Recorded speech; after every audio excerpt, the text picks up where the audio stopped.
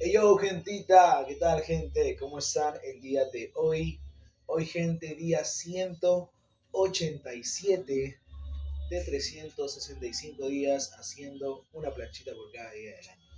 Vamos a ver si se llega a un día más. Y feliz día del maestro a todos los increíbles maestros. So, let's go.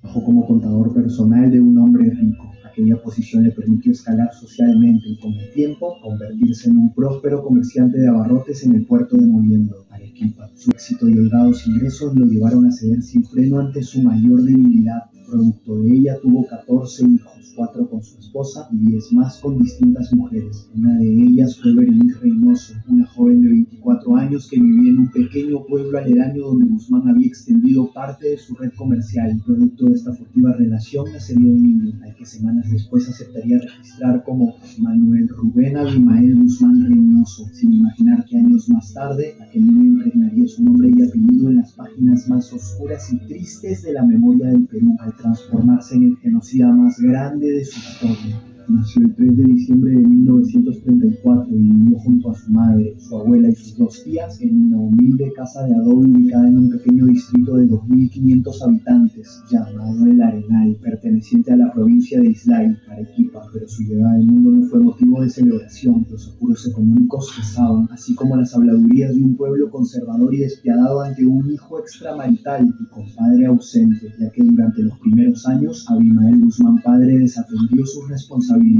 Luego apareció y a modo de compensación contrató a Berenice para que trabajase en uno de sus negocios cerca al puerto de Mollendo. En aquel lugar, algunos años más tarde, Berenice se enamoraría perdidamente de las promesas de un comerciante palestino y en 1940 decidiría marcharse con él y su hijo de 6 años a Sicuani, una ciudad ubicada al sureste de Cusco, frente a la mirada desaprobatoria de toda su familia, que no se equivocaba. El novio palestino jamás aceptó al niño y las responsabilidades de ser padrastro, que en menos de 2 años ya no soportaba su presencia. Entonces Berenice, vencida por la tensión, tomó una decisión definitiva. Viajó 3 días por tierra con su hijo hasta Chimbote, se lo entregó a su abuelo paterno y volvió sola a Sicuani. Abimael tenía 8 años cuando su madre se despidió brevemente de él. Sus palabras jamás abandonarían sus recuerdos. Lo abrazó y le dijo: cuida al hijo de tu madre, eres quien mejor puede hacerlo. Luego se marchó y nunca más volvió a verla. El niño se quedaría con un señor mayor al que no conocía y que no tenía pensado preocuparse por él. Ni siquiera se tomó la molestia de matricularlo en el Centro Escolar 313, la única escuela estatal de educación primaria en Chimbote, por aquel lejano 1942. Abandonado a su suerte, el pequeño Abimael encontró refugio en el taller de un viejo relojero que le enseñó el oficio y le pagó con propinas. Vivió casi 2 años allí hasta que una nueva decisión ajena a su voluntad lo llevaría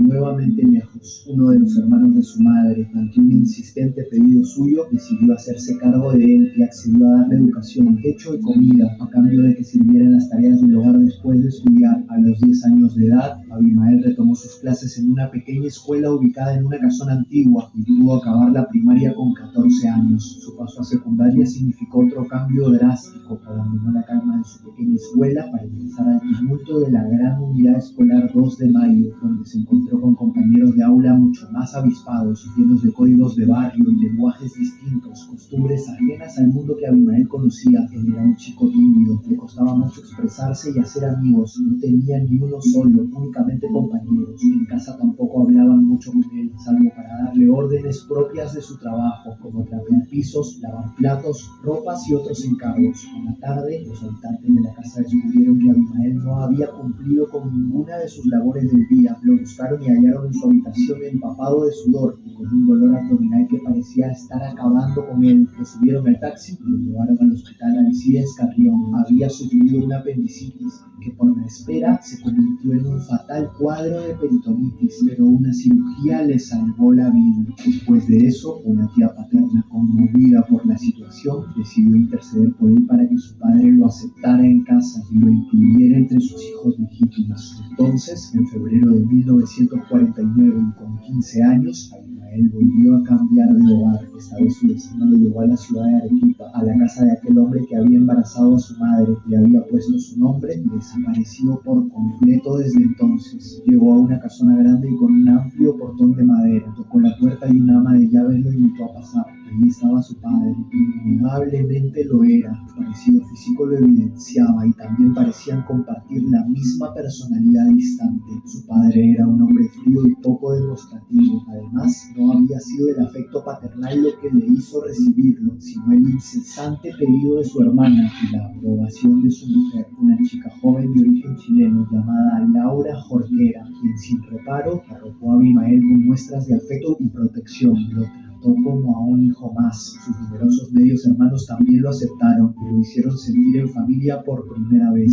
Lo matricularon en el Colegio La Salle de Arequipa, una institución reservada para los hijos de las familias más acomodadas de la ciudad, donde también estudiaban sus hermanos. Allí compartió aula con muchachos que crecían entre privilegios. Ahora él era también uno de ellos, pero Abimael siempre fue distinto. Era un chico antisocial, huraño, difícil de descifrar. Nunca logró entablar lazos profundos con ninguno de ellos. Tampoco parecía interesarle. Su tiempo se lo dedicaba a leer libros de todo tipo, especialmente obras clásicas y novelas, historias que lo llevaban lejos de esa realidad que aún no lograba abrazar del todo. Hasta que un día, un año después de haber llegado, algo ocurrió, un suceso que despertaría un sentimiento nuevo e irrefrenable dentro de él y que no lo abandonaría jamás. Un levantamiento sacudió la ciudad de Arequipa. Todo comenzó con una huelga escolar en contra de la dictadura del general Odría. Los militares en brutal represión no distinguieron edades, agredieron a niños, adolescentes y a sus padres, despertando la furia de los estudiantes universitarios. Pronto se sumaron obreros y empleados sindicales, formando una enorme manifestación. La población civil inundó las calles, tomaron los locales del municipio, la prefectura, capturaron el aeropuerto y varias estaciones de radio. Durante un instante tuvieron el control, pero el régimen reaccionó con dureza militar, desatando un baño de sangre, 29 muertos y más de 70 heridos. Abimael lo observaba todo desde la distancia, no participó, pero algo dentro de él se encendió. Contempló maravillado cómo un pueblo entero se alzaba rebelde ante una causa común. Esta epifanía silenciosa lo dejó deslumbrado. Desde ese instante todo cambiaría para él.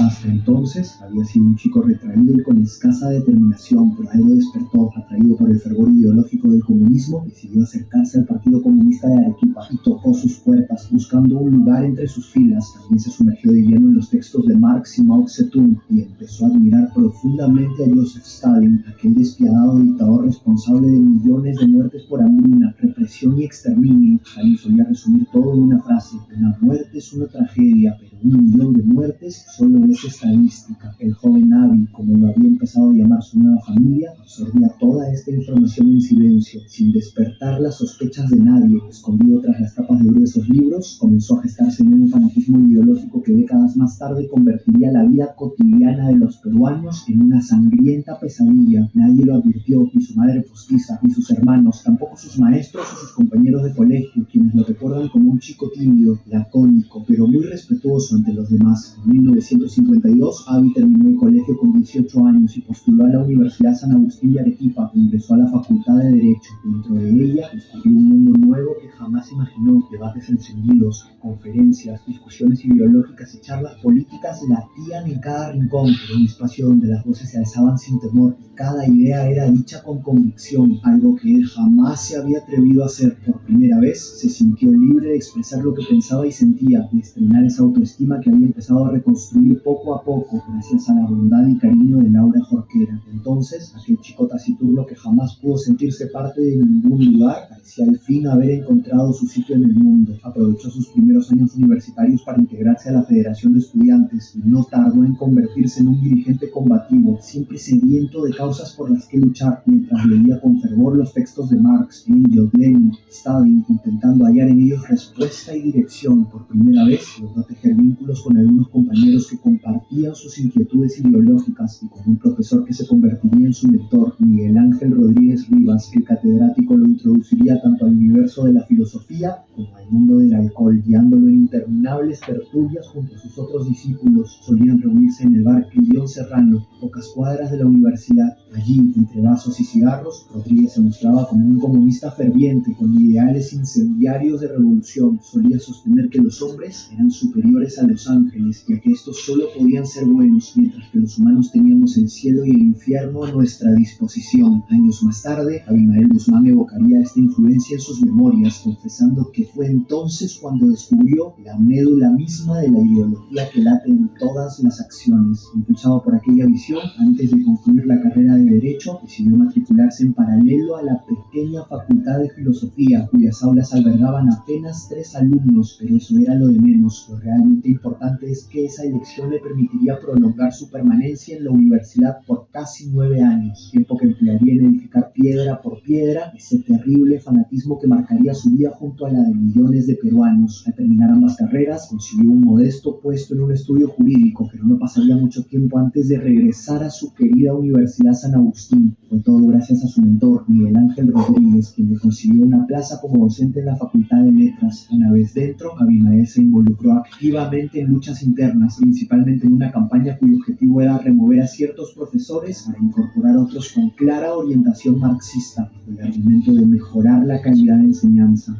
Fue una etapa que vivió con entusiasmo a inicios de los años 60, en la que adoptó por primera vez un nombre de batalla, Camarada Álvaro. Sin embargo, su carácter beligerante le trajo enemigos influyentes que no tardaron en apartarlo del camino. El Camarada Álvaro perdió el empleo, pero ya estaba convencido de querer seguir siendo maestro. Entonces postuló a muchas otras universidades, hasta que una respondió. La Universidad San Cristóbal de Huamanga de Ayacucho le ofreció un cargo como catedrático de Historia de la Filosofía, una noticia que lo sorprendió gratamente y que lamentablemente activaría un destino pavoroso para aquella ciudad. Entonces, con 27 años, Abi tuvo que despedirse de Laura, su madre adoptiva, y el único lugar que lo albergó con afecto, para emprender otro viaje de desarraigo, esta vez con destino a Huamanga, la capital de Ayacucho, una ciudad donde no conocía a nadie y estaría a prueba por un año, pero se quedaría por mucho más, ya que allí encontró tierra prometida y comprendió al instante por qué su hoja de vida había sido tan bien recibida. La universidad era un hervidero de tensiones políticas, dado que su nuevo rector, Efraín Morote Best, tenía un plan: transformar la institución en un bastión marxista, donde las tareas proselitistas estuviesen incluso por encima de la formación profesional. Su objetivo era claro: crear una masa estudiantil capaz de encender la mecha de la revolución popular, destinada a destruir el Estado burgués explotador. Guzmán debió sentirse como pez en el agua en aquel lugar. Su ideología, tan estrechamente alineada con la visión del rector, le permitió consolidarse rápidamente dentro de la universidad. Primero fue nombrado director de estudios generales y poco después ascendido a jefe de personal, un cargo estratégico que le otorgó influencia directa sobre el núcleo más importante del plan, la Facultad de Educación. Allí concentró sus esfuerzos. Adoctrinar a futuros maestros sería una jugada clave. ¿Quién mejor que ellos para tejer desde la raíz una red ideológica capaz de alcanzar los rincones más remotos del país? Cada docente debía ser un eslabón multiplicador, encargado de sembrar el mensaje entre niños y adolescentes, que con el tiempo se transformarían en soldados convencidos, listos para el combate.